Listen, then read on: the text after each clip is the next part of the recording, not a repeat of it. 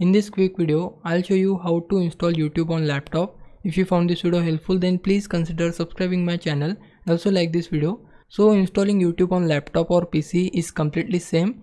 Many people try to install YouTube from Microsoft Store.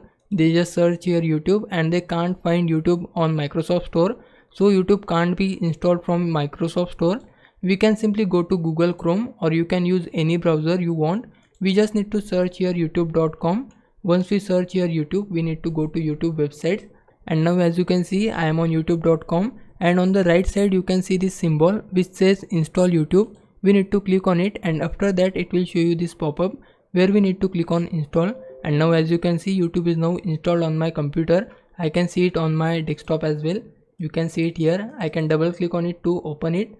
I can access all of the YouTube features from this app. If I want to uninstall it, then I just need to click on these three dots on the top side and then click on uninstall YouTube and then click on remove. Then YouTube will be uninstalled from your computer. Now it's your time to repay me. For that you can just subscribe my channel. I would really appreciate it. For now, thanks for watching. Bye bye.